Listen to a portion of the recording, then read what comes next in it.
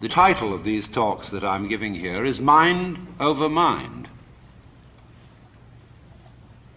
And I'm going into all the various problems which have to do with the control of the mind.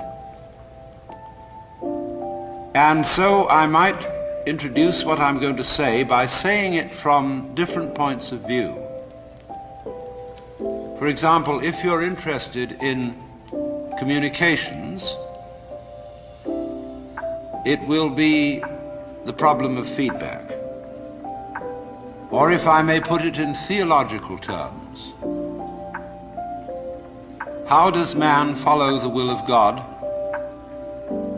if the will of man is perverse?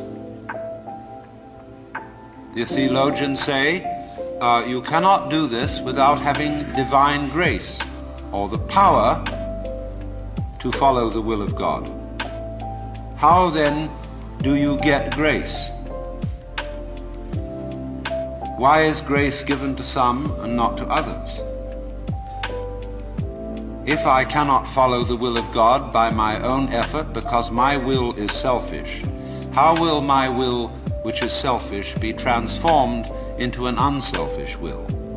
If I cannot do it because I am already the selfish will, then grace must do it.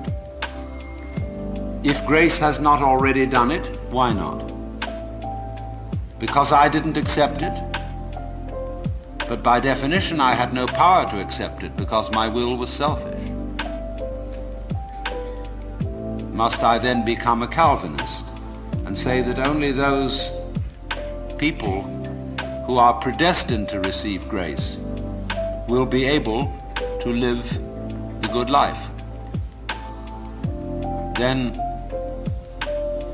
we come back to the inadmissible position that people who live evil lives and do not get grace because they are not predestined to it out of the infinite wisdom of the Godhead, then God himself must be held responsible for their evil deeds. And so that is a nice little tangle. If I put this in the language of Oriental philosophy and religion, it would be something like this.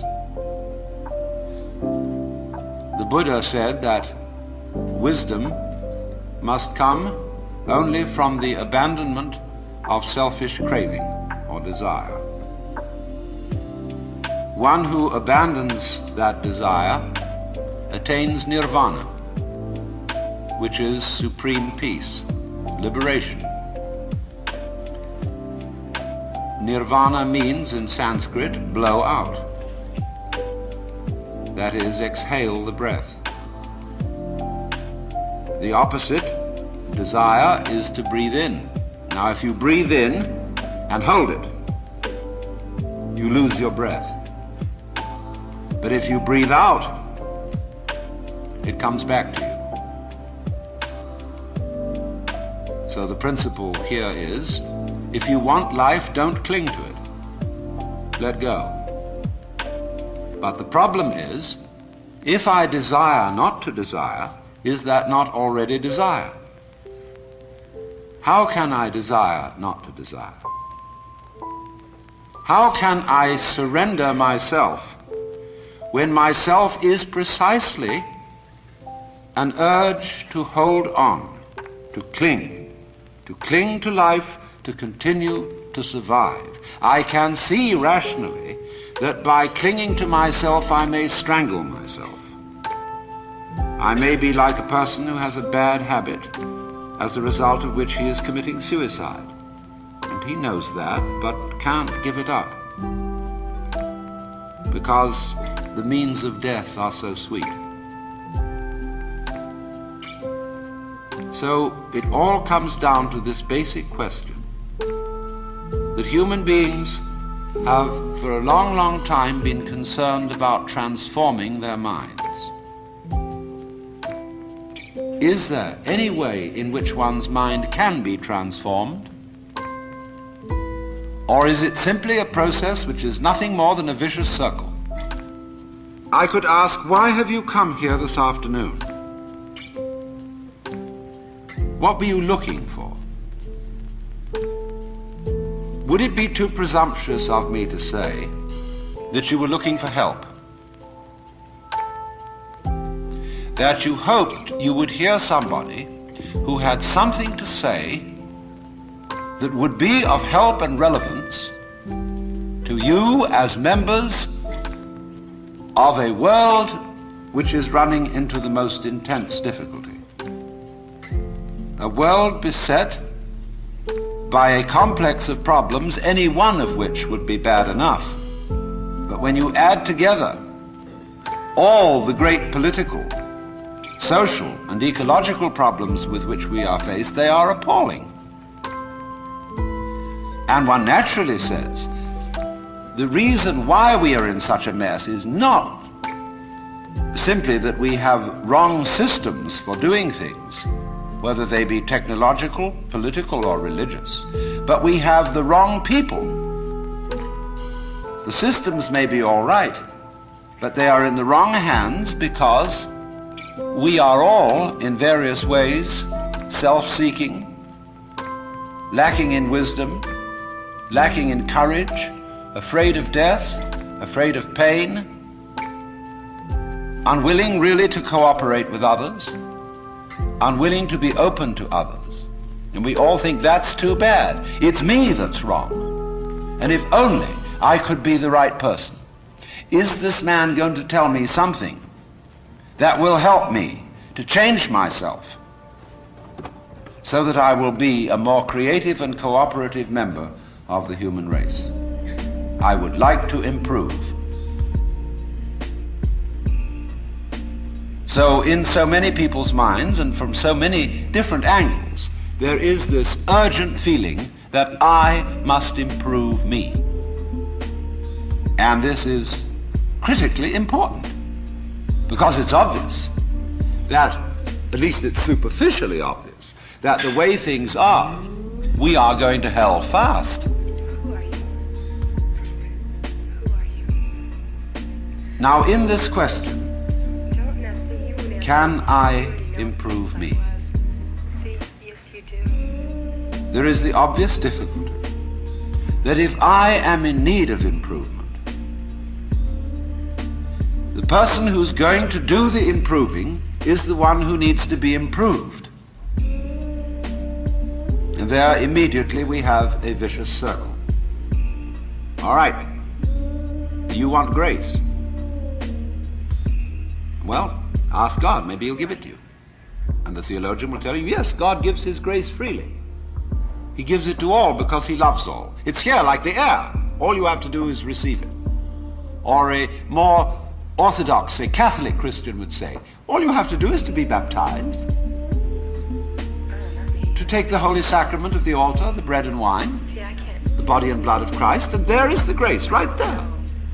And it's given by these simple physical means so that it's very easily and readily available. Well, a lot of people got baptized, and it doesn't always take. People fall from grace. Why do they? You see, we're just talking about the same old problem, but we've put it a step up. But it's the same problem. How can I improve myself? Was the first problem. The second problem is, how can I accept grace? They're both the same problem. Because you've got to make a move which will put yourself out of your own control into the control of a better. If you don't believe in the Christian kind of a God, you can believe in the Hindu kind of a God, who is your inner self. You see, you've got a lower self, which you can call your ego. That's that little scoundrelous fellow. It's always out for me. But behind the ego, there is the Atman, the inner self, the inward light, as Quakers would call it, the real self, the spirit, which is substantially identical with God. So you've got to meditate in such a way that you identify with your higher self. Now, how do you do that? Well, you start by watching all your thoughts very carefully, watching your feelings, watching your emotions. so that you begin to build up a sense of separation between the watcher and what is watched. So that you are, as it were, no longer carried away by your own stream of consciousness. You remain the witness, impassively, impartially, suspending judgment and watching it all go on.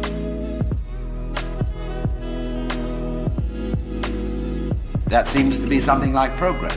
At least you're taking an objective view of what is going on. You are beginning to be in a position to control it, but just wait a minute. Who is this self behind the self, the watching self? Can you watch that one? It's interesting if you do, because you find out, of course, that this is just as the problem of grace is nothing more than a transposition of the first problem. How am I to be unselfish? By my own power. It becomes, how am I to get grace by my own power?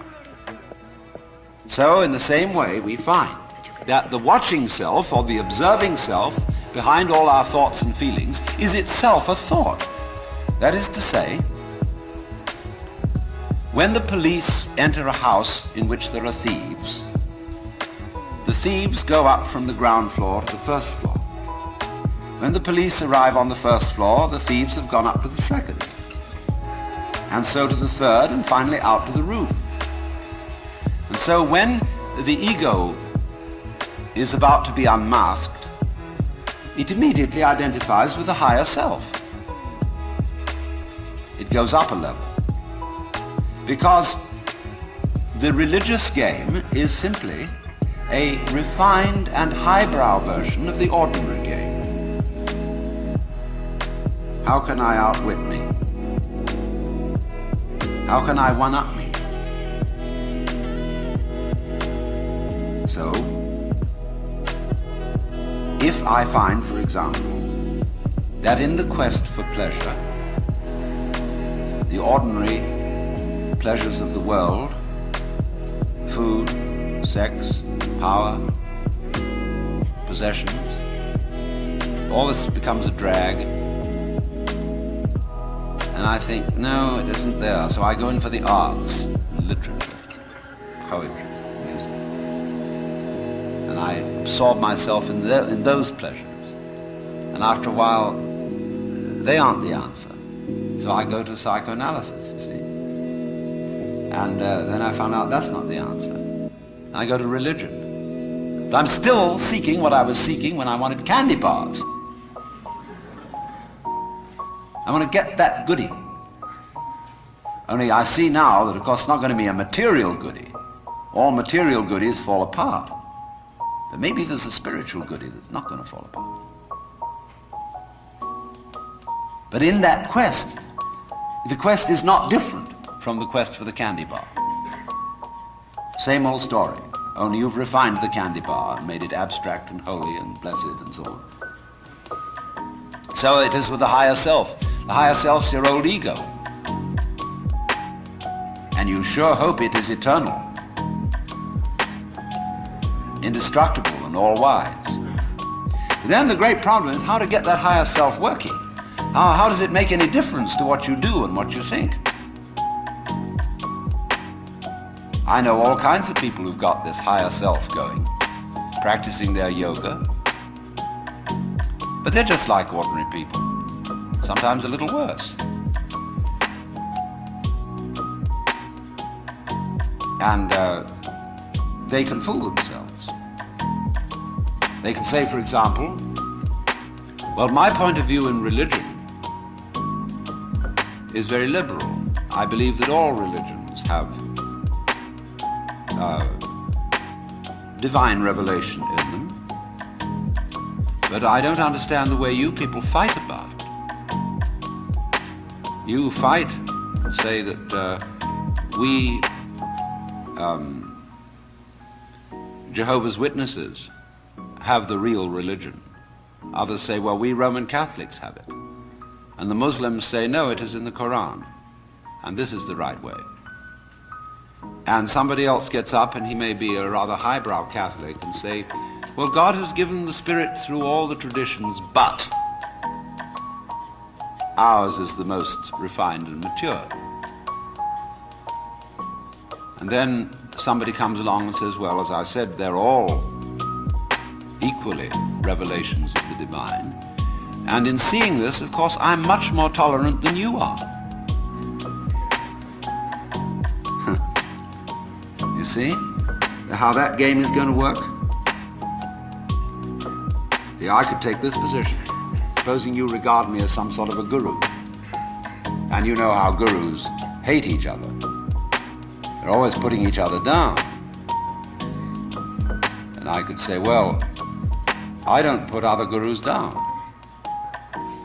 See, that outwits all of them. See, we're always doing that. We're always finding a way to be one up. And by the most incredibly subtle means. So you see that, you see?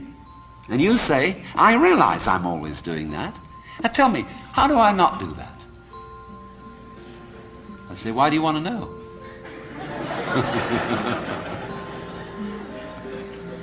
Well, I'd be better that way.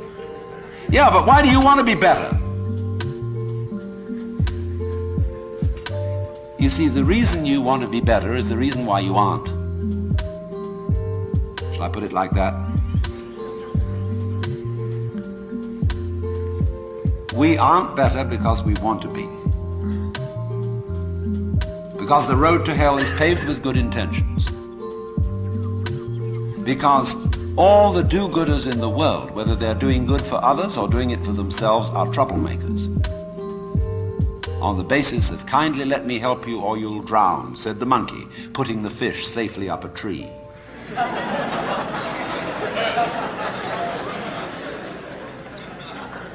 We white Anglo-Saxon Protestants, British, German, American, have been on a rampage for the past 100 or more years to improve the world.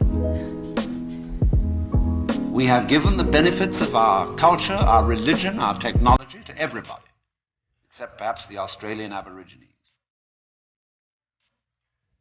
And we have insisted that they receive the benefits of our culture, even our political styles, our democracy.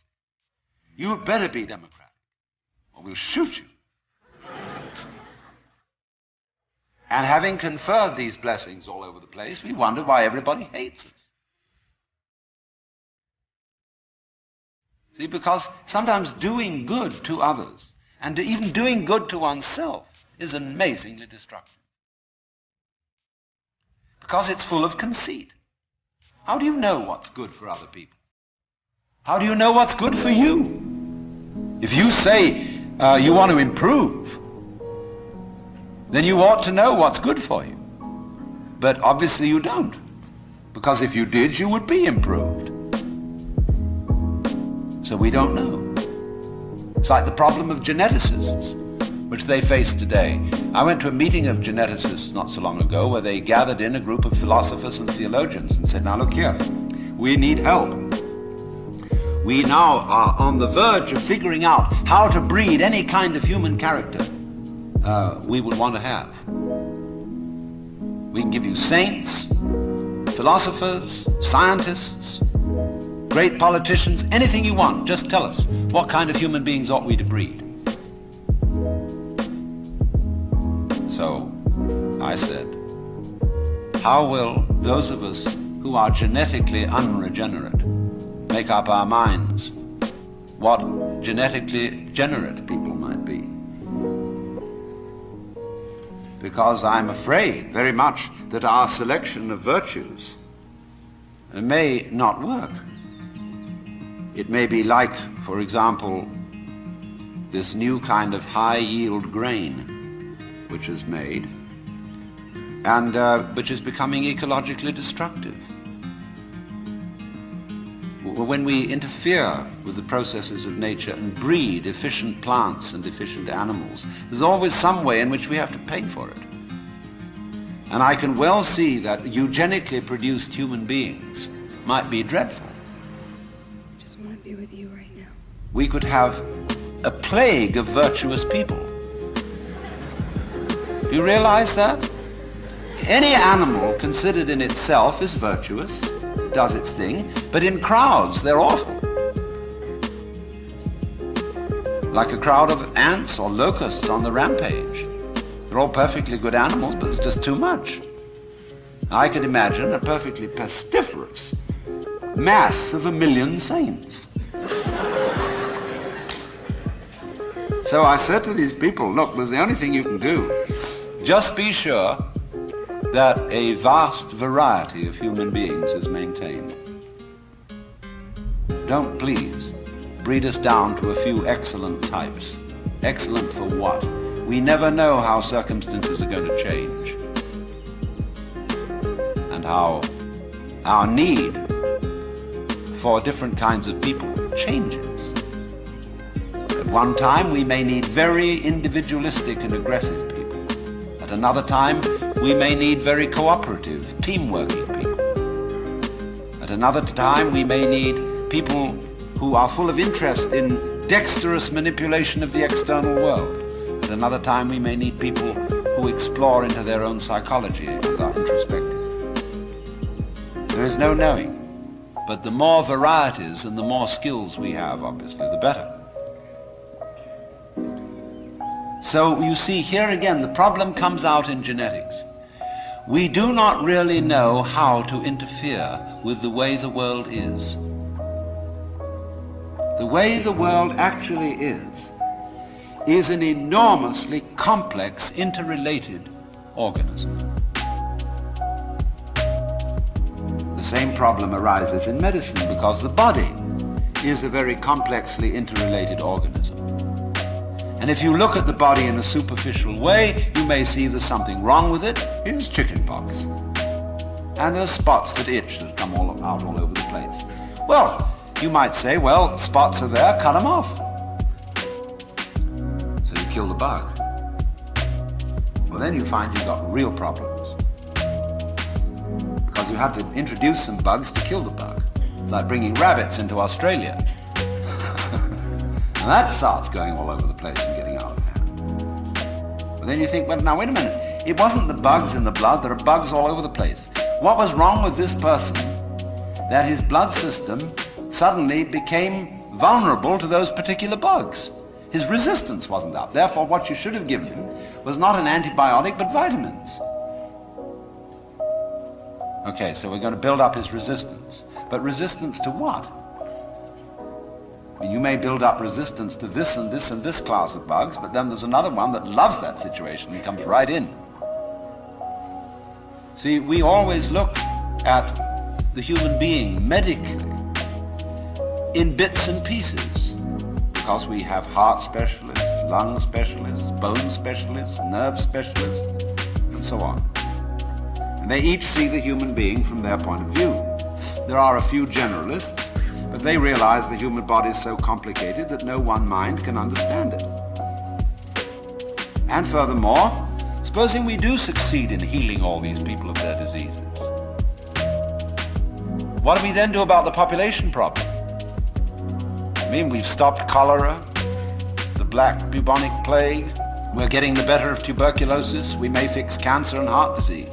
Then what will people die of? Well, then let's go on living. There'll be enormous quantities of us. Then we have to fix this birth thing. Pills for everybody. Then we find, what are the effects, the side effects of those pills? What are the psychological effects upon men and women of not breeding children in the usual way? We don't know. And what seems a good thing today, or yesterday, like DDT, turns out tomorrow to have been a disaster. What seemed in the moral and spiritual sphere too, like great virtues in times past, are easily seen today as hideous evils. Let's take, for example, the Inquisition. In its own day, among Catholics, the Holy Inquisition was regarded as we today regard the practice of psychiatry. You see, you feel that in curing a person of cancer, almost anything is justified. The most complex operations, the most weird surgery, people suspended for days and days on the end of tubes with X-ray penetration, burning, or people undergoing shock treatment, people locked in the colorless, monotonous corridors of mental institutions. In all good faith, they knew that witchcraft and heresy were terrible things, awful plagues, imperiling people's souls forever and ever. So any means were justified to cure people of heresy. We don't change. We're doing the same thing today, but under different names. We can look back at those people and see how evil that was, but we can't see it in ourselves. So therefore, beware of virtue.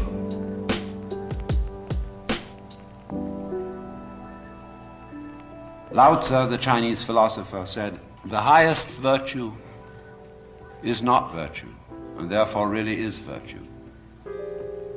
But inferior virtue cannot let go of being virtuous, and therefore is not virtue." Translated in more of a periphrastic way, the highest virtue is not conscious of itself as virtue, and therefore really is virtue. Lower virtue is so self-conscious that it's not virtue. In other words, when you breathe,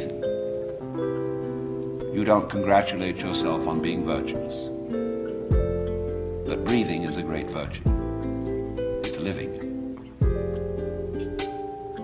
When you come out with beautiful eyes, blue or brown or green as the case may be, you don't congratulate yourself for having grown one of the most fabulous jewels on earth.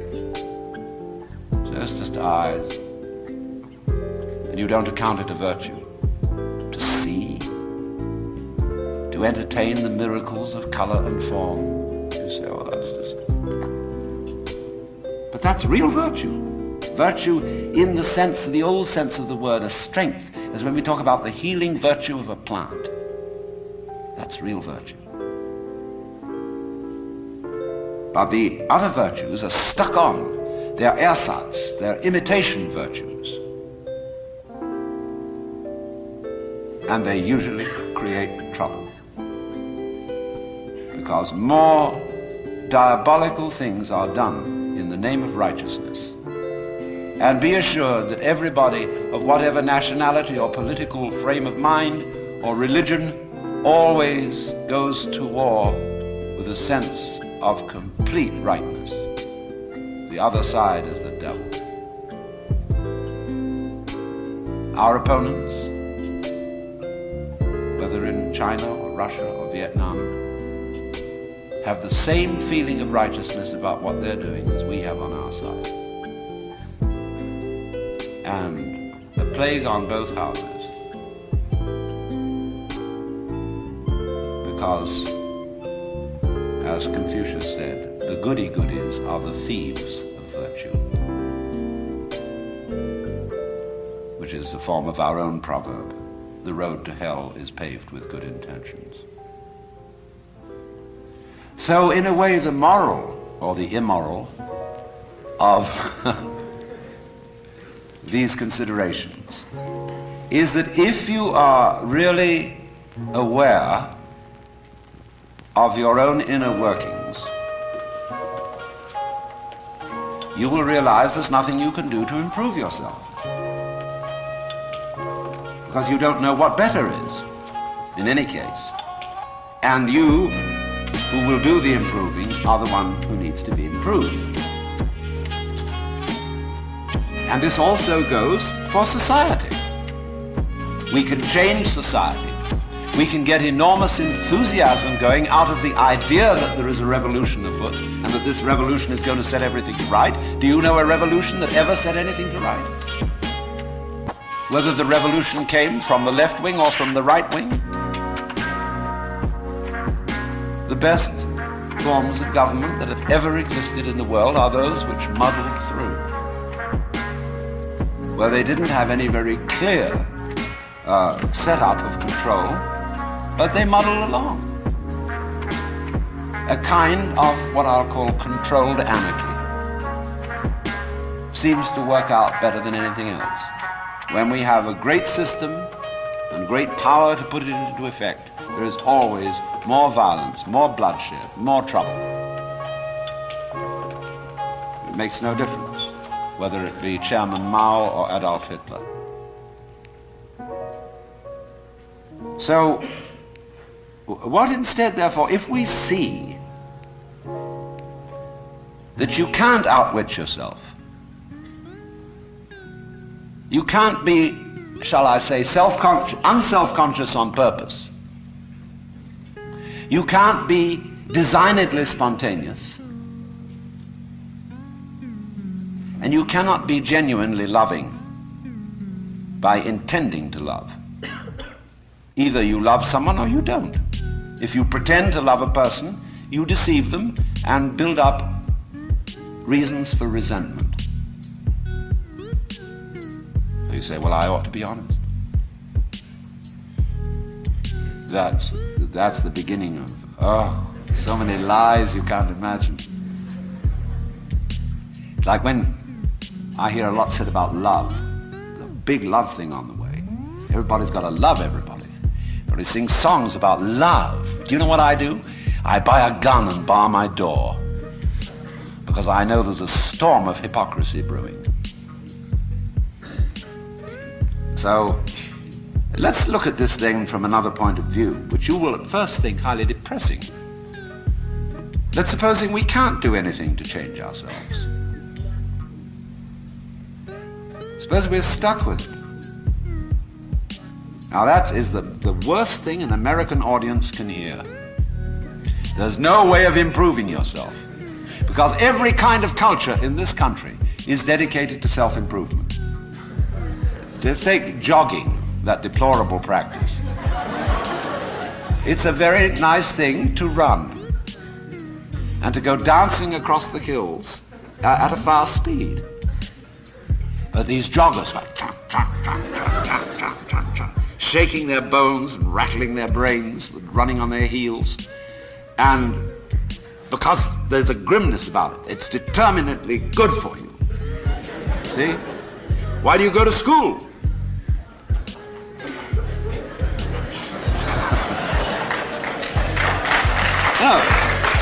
Look, now wait a minute. You may not clap when I'm through. There's only one reason for going to school. And that is that somebody's got something here, whether it's a professor or a library, that you want to find out.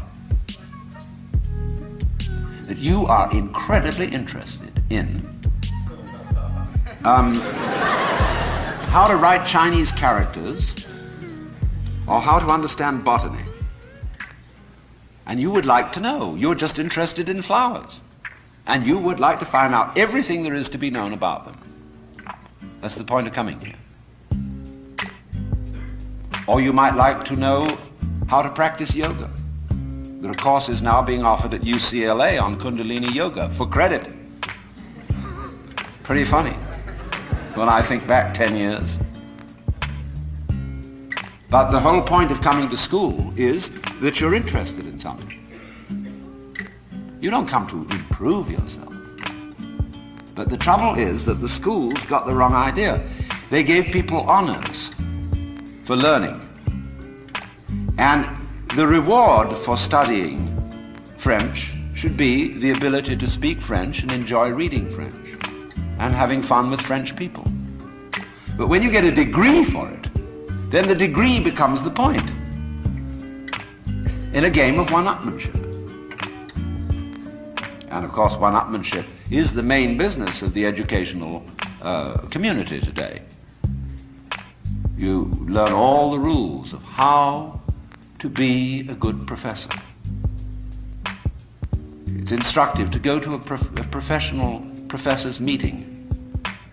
In my field, which is philosophy, you go to a congress of philosophers, and you'll find when they all get together in the bar or in the restaurant in somebody's room, the one thing they don't talk about is philosophy. It is very bad form indeed to show interest in philosophy among your colleagues. The same is exactly true in clergy gatherings. They don't talk about religion. What they both talk about is politics. Church politics and academic politics. Because it's bad form to be brilliant on a faculty, because it outclasses your colleagues. Therefore, faculty people tend to cultivate a studied mediocrity. And you've got to watch out for that. I mean, if you get mobs of students coming to your lectures, you get pretty black looks from your colleagues. And then, of course, there's a whole world of one-upmanship in research and publication of learned papers. What's the relative quantity of footnotes to basic text, and footnotes on footnotes, and the various ways of making your bibliography painfully accurate. And it's endless. But you see what it is. It's scholarship about scholarship, and not scholarship. Just as learning, because learning is good for you, is irrelevant to learning. The whole idea of improving yourself by learning is irrelevant to the learning process. And in the same way, doing business is doing business. Doing business, such as manufacturing clothes, is a very good thing to do. I could conceive that it would be extremely enjoyable, something one could be very proud of, to make good clothes. Of course you need to sell them because you need to eat. But to make clothes to make money raises another question. Because then your interest is not in making clothes, it's in making money, and then you're going to cheat on the clothes. And then you get an awful lot of money and you don't know what to do with it. You can't eat 10 roasts of beef in one day. You can't live in 6 houses at once. You can't drive 3 Rolls Royces at the same time. What are you to do? Well, you can just go make more money. You put your money back, invest it in something else, and it'll make more. And you don't give a damn how it's made, so long as they make it. You don't care if they foul the rivers, put oil fumes throughout the air everywhere, kill off all the fish. So long as you see these figures happening. You're not aware of anything else. So, you see, you went out to do a self-improvement thing. Making money, you see, is a measure of improvement, a measure of your economic worthwhileness.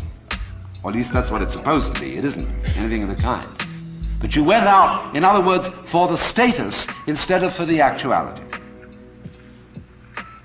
So if, in other words, you do an art, you're a musician. Why do you play music? The only reason for playing music is to enjoy it. Hurry to think you know what it is. In other words, people look at say, oh, that's the external world. Forget facts. Forget logic.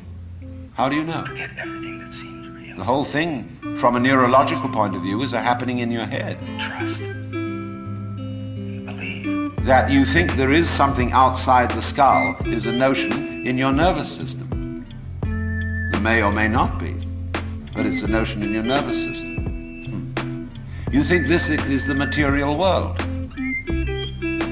Well, that's somebody's philosophical idea. Or maybe you think it's spiritual. That too is somebody's philosophical idea. This real world is not spiritual. It is not material. The real world is simply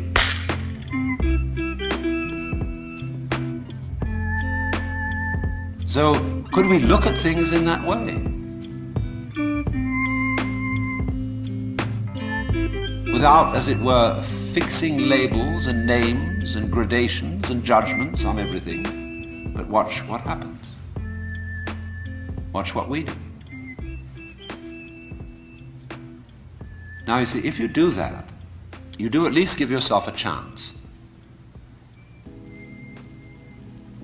And it may be that when you are in this way freed from busybodiness and being out to improve everything, that your own nature will begin to take care of itself. because you're not getting in the way of yourself all the time. You will begin to find out that the great things that you do are really happenings. For example, no great genius can explain how he does it. Yes, he said, I have learned a technique to express myself. Because I had something in me that had to come out, I had to know how to give it out. So if I were a musician, I had to learn how music is produced. That means learning to use an instrument or learning a technique of musical notation or whatever it may be. If I want to describe something, I have to learn a language so that others can understand me. I need a technique. But then beyond that,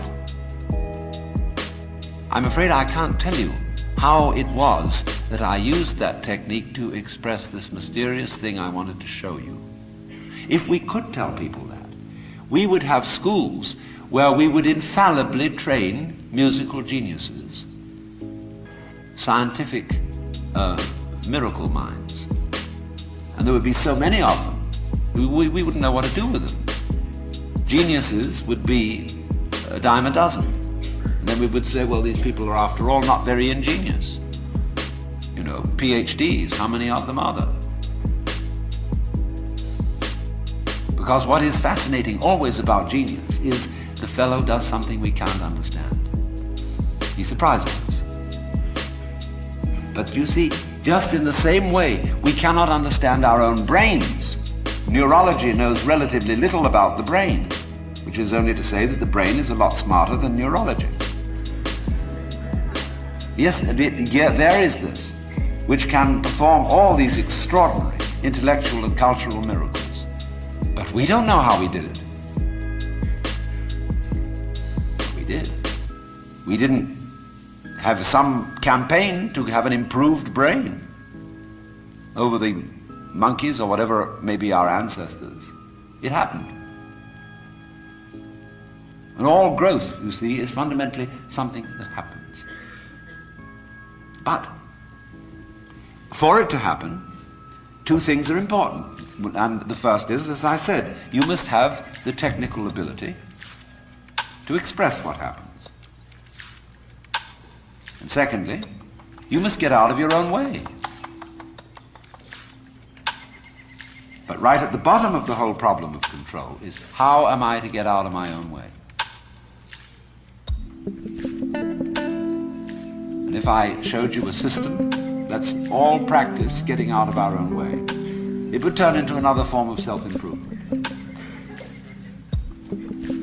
See, here's the dynamics of this thing. And we find this problem, you see, repeatedly throughout the entire history of human spirituality. In the phraseology of Zen Buddhism, you cannot get this by thinking. You cannot attain to it by not thinking.